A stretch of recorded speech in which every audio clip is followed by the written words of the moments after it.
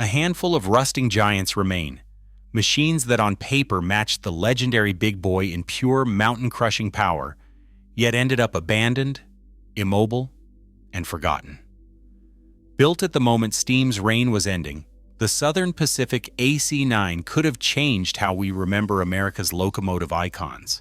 So why did a rival to greatness get left to rot, while its competitor rolled into immortality? The answer begins with the mountain it was born to conquer. Every generation of railfan, from school children to seasoned engineers, has measured greatness by a single name: Union Pacific's Big Boy. The very phrase conjures images of a steam giant thundering across the Rockies, trailing a mile of freight behind it, smoke streaming from its stack. No other locomotive has captured the American imagination quite like Big Boy. It is more than a machine. It is a legend, and a symbol of an era when raw power ruled the rails. Big Boy's story is woven into the fabric of American railroading. For decades, it has stood as the benchmark, the yardstick against which all other steam locomotives are compared. Its silhouette, towering, muscular, unmistakable, has graced everything from model train sets to postage stamps. Railroad museums devote entire wings to its memory.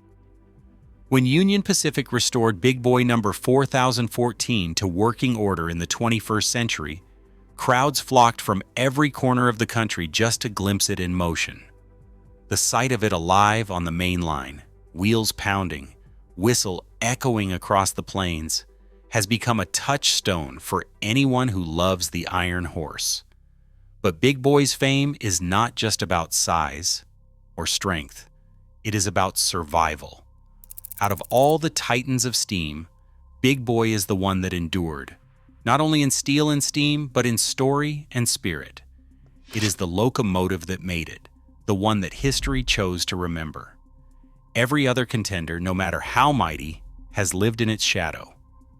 To rival Big Boy was to challenge the very definition of railroad greatness. For any locomotive to be mentioned in the same breath, it had to do more than just haul tonnage. It had to inspire awe, command respect, and leave a mark that time could not erase. This is the standard the Southern Pacific AC9 had to meet. To understand why its fate was so different, we first have to see what it was truly up against. 12 locomotives, each a mechanical giant, rolled out of the Lima Locomotive Works in 1939. These were the Southern Pacific AC9 locomotives, built with a single purpose: to move the heaviest freight across the toughest stretches of the railroad's southern routes. At a glance, the AC9 looked every bit the rival of any legend. Each one stretched over 120 feet from coupler to coupler, weighing in at more than 675,000 pounds for the engine alone. Their 2884 Yellowstone wheel arrangement was rare in the American West. That arrangement meant 2 leading wheels, 2 sets of 8 massive driving wheels, and a 4-wheel trailing truck to support an enormous firebox. The heart of the AC9 was all muscle. With a tractive effort rated at 123,456 pounds, these locomotives could claw their way up long grades with a full load, matching the pull of the Union Pacific Big Boy on paper. The design favored brute force over finesse. The firebox of the AC9, with a great area of over 139 square feet, was built to burn low-grade coal found along the Southern Pacific's Rio Grande Division. That meant these engines could be fueled by what was available, not just what was ideal. Their partial skyline casing, borrowed from the streamlined GS passenger engines, gave them a distinctive profile, sleek but unmistakably powerful. Each AC9 was assigned to the open, arid stretches between Tucumcari, New Mexico, El Paso, Texas, and Tucson, Arizona. On these lines, tunnels were rare, and the grades were long and demanding. The AC9 locomotives hauled freight trains that stretched for miles, sometimes doubling as power for fast passenger runs like the Golden State Limited. Their articulated frames allowed them to navigate curves that would have challenged a rigid locomotive of similar size, and their immense torque made them the kings of the grade on these sun-baked routes. Southern Pacific's decision to order 12 of these giants reflected a belief in the future of steam, even as the first diesels began to appear elsewhere. Every detail, from the oil-fired conversion in later years to the heavy-duty tenders, spoke to a machine built for one thing: conquering the railroad's most demanding assignments. On paper, the AC9 stood shoulder to shoulder with the big boy. But the story of these locomotives would be shaped as much by timing and technology as by raw power. Retired engineer Charles Mendoza remembers the first time he felt AC9 dig in on a westbound freight out of Tucumcari. The consist was heavy, boxcars groaning with produce, tankers full to the brim. The grade ahead was nothing like the mountain passes of the Sierra, but it was long, relentless, and hot. Mendoza reached down, eased the throttle open, and the locomotive's 16 drivers bit into the rails, the cab filled with the deep, rhythmic thud of pistons working at their limit. There was no drama, no slipping, just a steady, irresistible surge forward. That is what set the AC9 apart. Where other engines might lose their footing or stall, this one harnessed its entire weight and turned it into pure, usable torque. Mechanical historian Dr. Lisa Hargrove explains it simply. Most steam locomotives are built for a compromise between speed and power. The AC9 was different. Its 288 four-wheel arrangement, massive boiler, and broad firebox were all designed for one thing: pulling power at low speeds, right where it counted on the grades.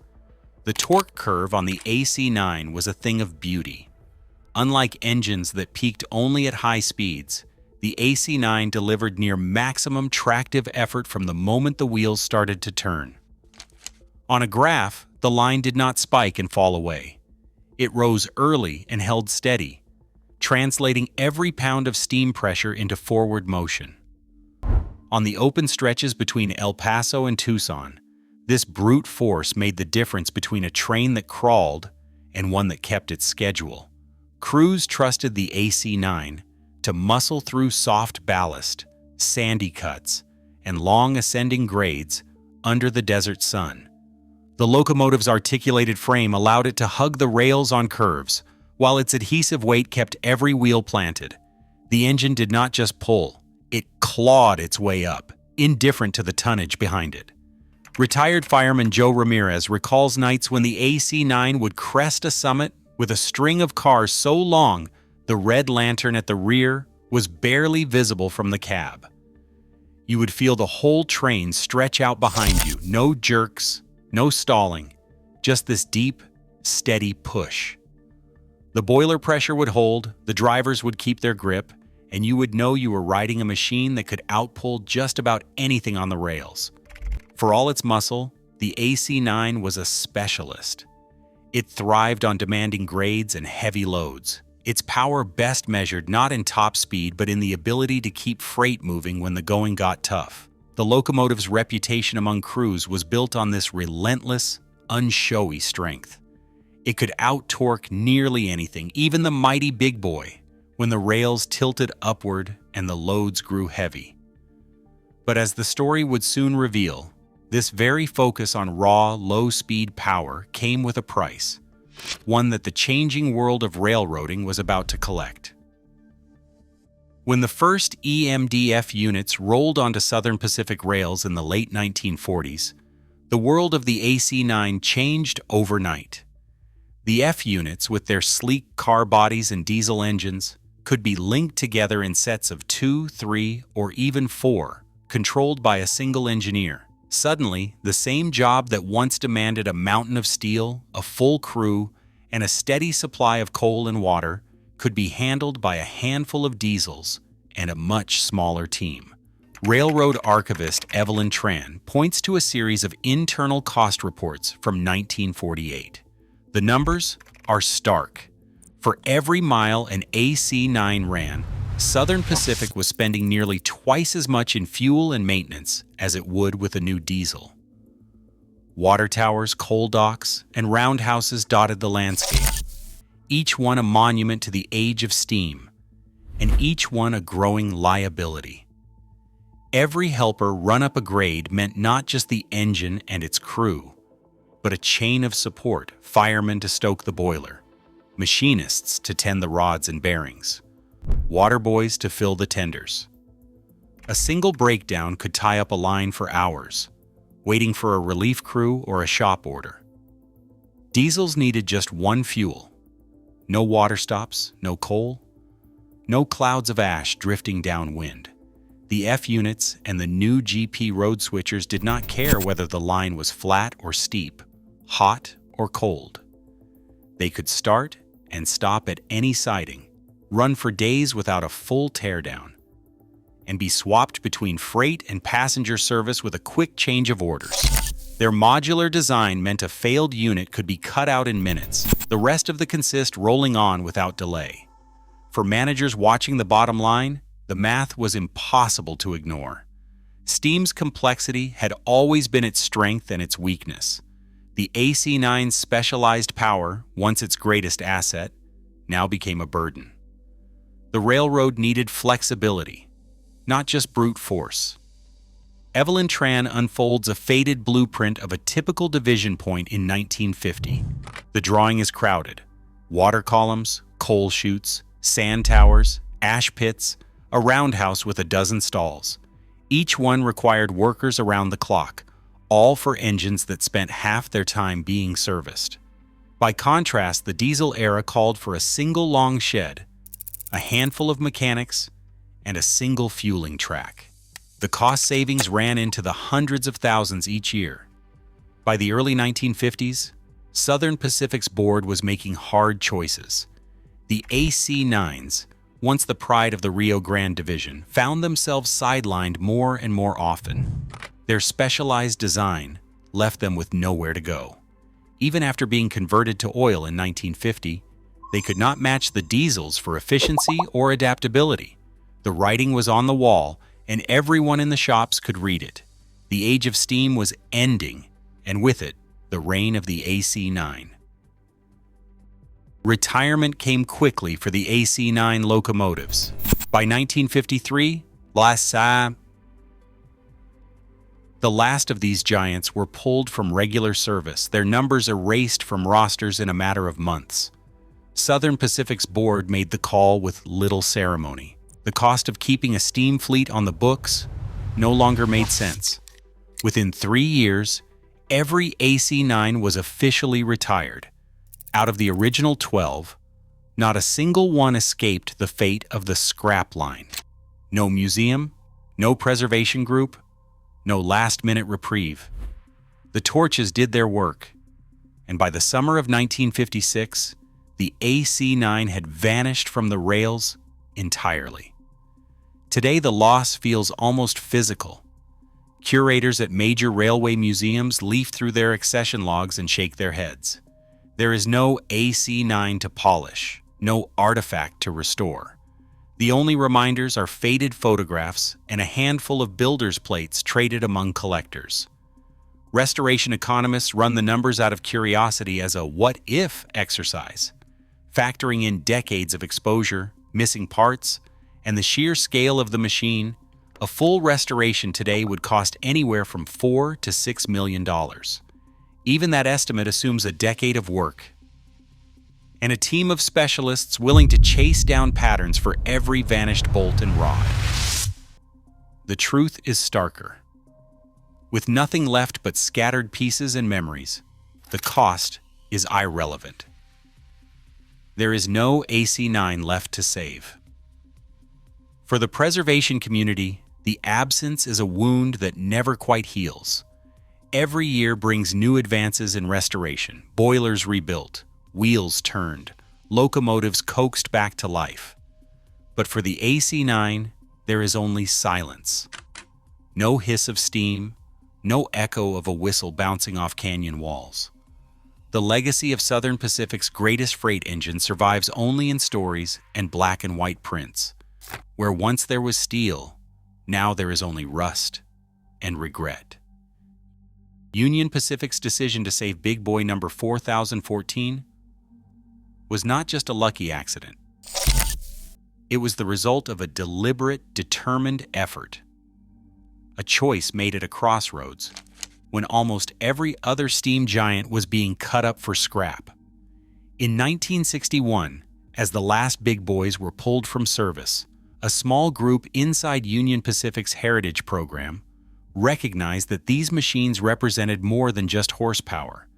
They saw a living link to the age of steam, something worth fighting for. The preservation of number 4014 did not come cheap or easy. After years on display in California, Union Pacific launched a multi-million-dollar fundraising campaign to bring the locomotive back to life.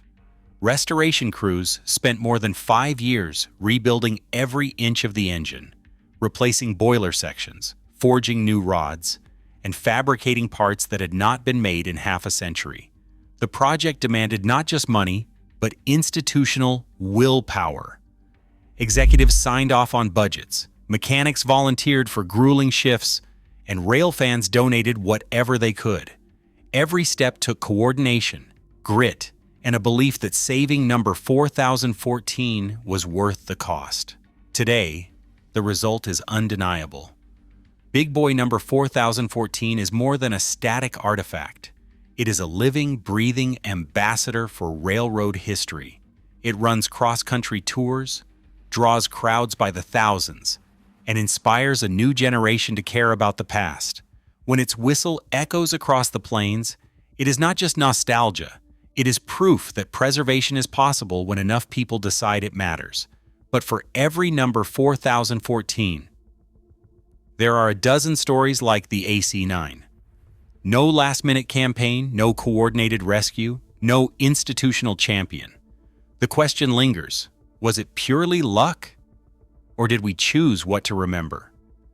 If Southern Pacific had made a different call, if just one AC9 had found a champion, would we be telling a different story today?